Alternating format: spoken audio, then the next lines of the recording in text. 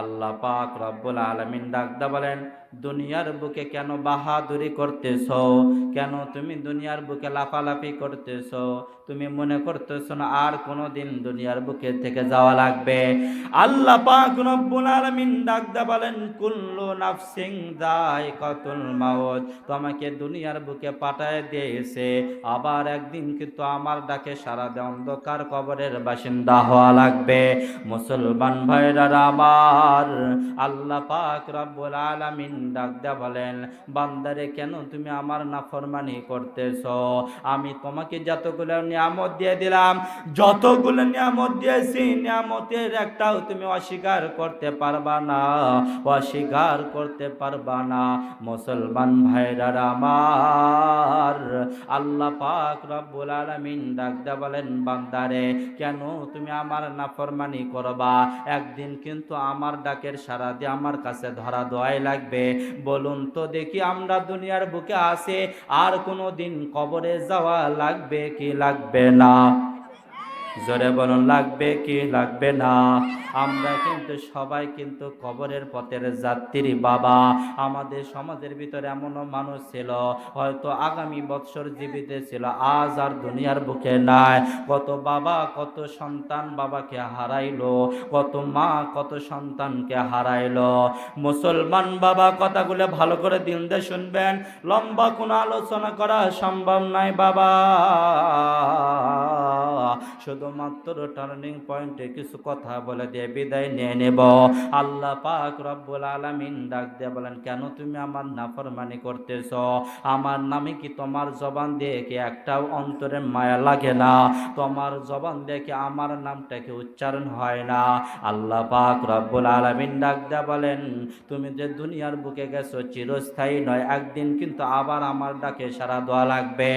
আল্লাহ পাক রব্বুল আলামিন ডাক দিয়ে বলেন, শুধু তাই নয়, আল্লাহ পাক রব্বুল আলামিন কোরআনে পাকের ভিতরে ডাক দিয়ে বলেন, মিনহা খালাকনাকুম ওয়া ফিহা নুঈদুকুম ওয়া মিনহা নুখরিজুকুম তারাতান উখরা। মুসলমান, আয়াতটা আমরা সবাই জানি, কখন পড়া লাগে তাও জানে। মুসলমান, কিন্তু কেন পড়ি কেউ জানি না।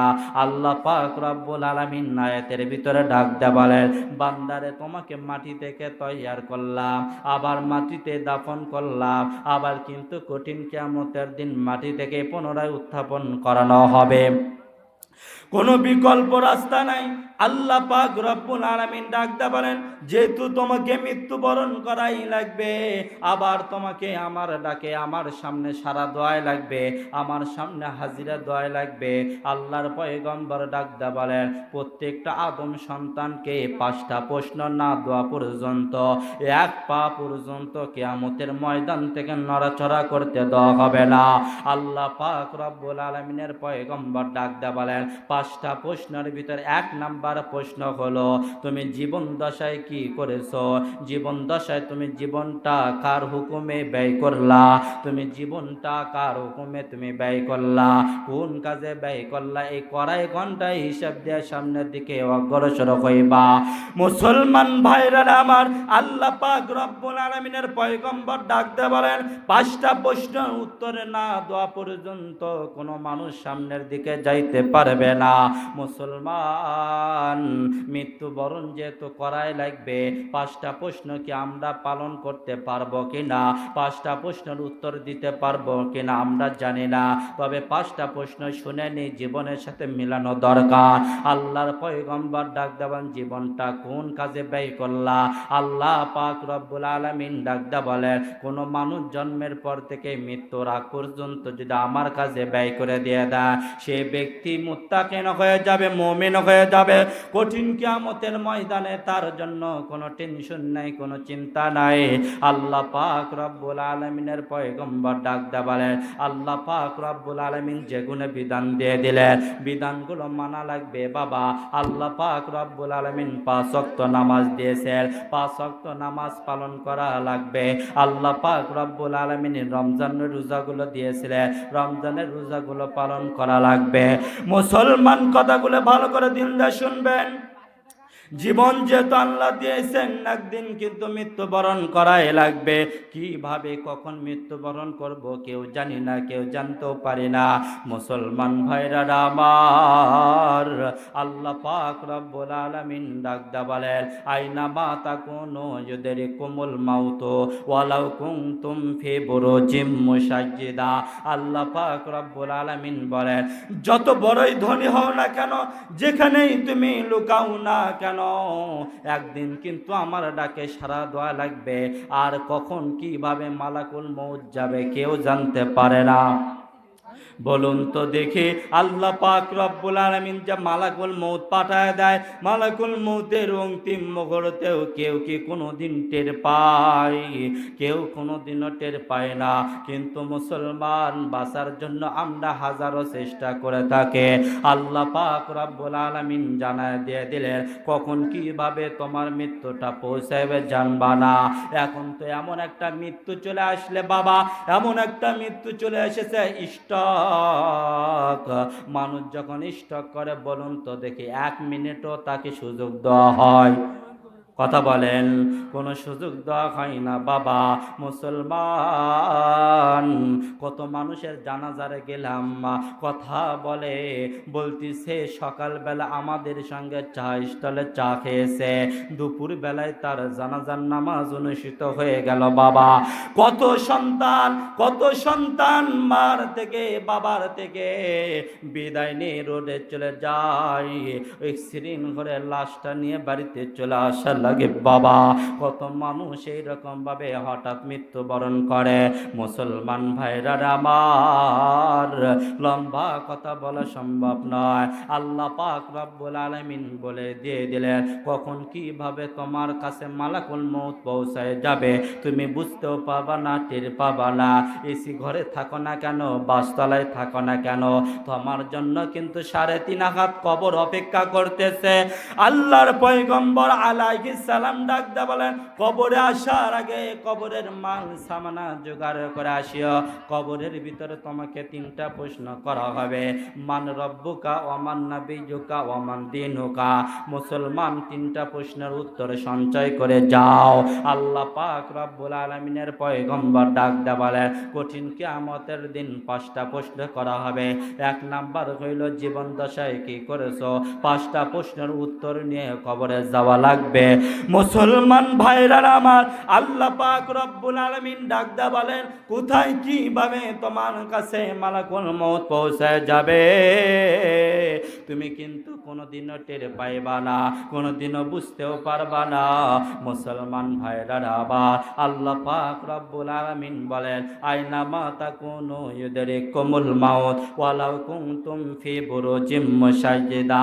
মুফাসসিরিন ইকরাম এই আয়াতের তাফসীর করতে যায় লেখেন, বনি ইসরাইলের একজন ব্যক্তি ছিলেন বাবা, অত্যাধিক ধনাঢ্য পরিবারের যুবক সন্তান। যুবক বয়সে বিবাহ করার পর তার স্ত্রীর গর্ভে সন্তান আসার পর যুবকটা মৃত্যুবরণ করে।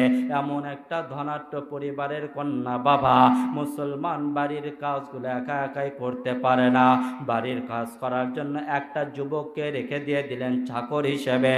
একটা যুবককে চাকর হিসেবে রেখে দেওয়ার পর যুবকটা যখন বাড়ির কাজ করতেছিলেন, এইদিকে তার মনিবা ধনাঢ্য পরিবারের দুলালে ওই কন্যা সন্তানটা গর্ভবতী হয়ে গেলেন বাবা। এইরকম ভাবে দিন যাইতে যাইতে যখন প্রসব বেদনার কাছাকাছি সময় যখন চলে আসলেন, মুসলমান যুবক সন্তানকে ডাক দেয়া বলেন, যুবক রে, বাড়ির চাকরকে ডাক দেয়া বলেন, যুবক আমার তো প্রসব বেদনা শুরু হয়ে গেছে, জলদি করে একজন দায়ীকে ডেকে নিয়ে আসো।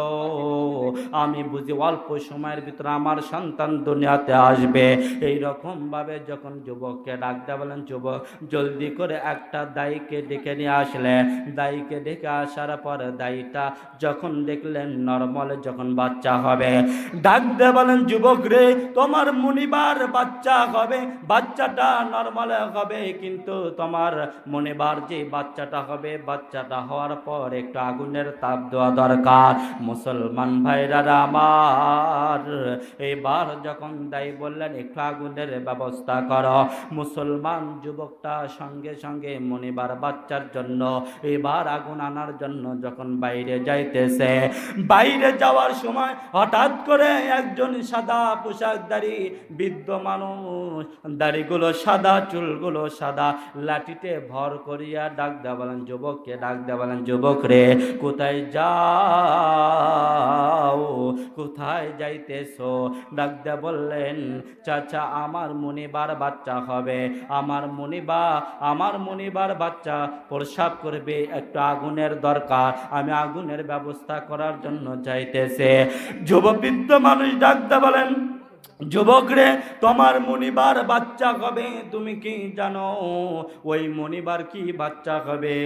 ডাক দেয়া বলেন, যুবকটা ডাক দেয়া বলেন, চাচা আপনি তো অবাক করা কথা বলে দিয়ে দিলে, যেই বাচ্চাটা দুনিয়ার বুকে আসে নাই, যেই বাচ্চাটা এখনো পর্যন্ত দুনিয়ার কোনো আলো বাতাস দেখে নাই, সেই বাচ্চাটা কেমনে কিভাবে কি বাচ্চা হবে আমি কেমনে বলবো?